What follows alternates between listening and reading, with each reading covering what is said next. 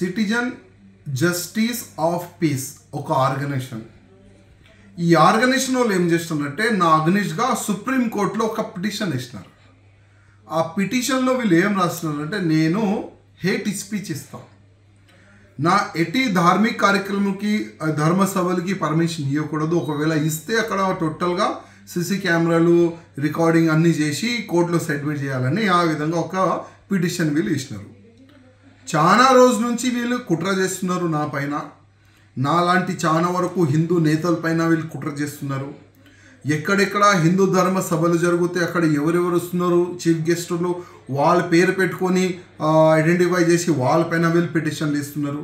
ఇప్పుడు నా పైన ఇస్తున్నారు. ఇప్పుడు నేను అడిగేది ఒక్కటే, ఇవాళ భారతదేశంలో ప్రతి ఒక్క స్టేట్లో లవ్ జిహాద్ జరుగుతుంది. ఆవులని కోసి ఎక్స్పోర్ట్ చేస్తున్నారు, ఆవులని చంపుతున్నారు, కన్వర్షన్ జరుగుతుంది, ల్యాండ్ జిహాద్ జరుగుతుంది. అంటే మా హిందువులపైన జరుగుతున్న అత్యాచారం గురించి మేము మాట్లాడొద్దా?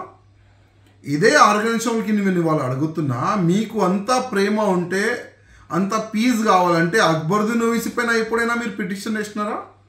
అసదుద్దీన్ ఓవైసీ పైన మీరు ఎప్పుడైనా పిటిషన్ వేసినారా? భారతదేశంలో చాలా వరకు హిందువులకి అగ్నిష్గా మాట్లాడే వాళ్ళు చాలా మంది ఉన్నారు. వాళ్ళకి మీరు ఐడెంటిఫై చేసి వాళ్ళపైన మీరు పిటిషన్ వేసినారా?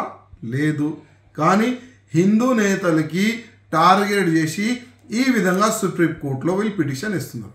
వాళ్ళకి నేను చెప్పేది ఒక్కటే, గతంలో కూడా మేము భయపడలేం. పీడీ యాక్ట్ వేసిన తర్వాత కూడా హైకోర్టులో కేసు గెలిచినాం. ఈ కేసు కూడా మేము గెలుస్తాం, దీనిపైన కూడా మేము కౌంటర్ ఇస్తాం. లీగల్ ఫైట్కి లీగల్గానే వెళ్తాం. కానీ ఇట్లాంటి మీరు పిటిషన్లు వేస్తే మేము భయపడతాం, అట్లాంటి ఆలోచన ఉంటే తీసేయండి. ధర్మం పట్ల ప్రాణం ఇయ్యనికి మేము రెడీ. మా జీవితమే ధర్మం పైన సమర్పణం. ఆ విధంగా మేము ముందుకు వెళ్తున్నాం.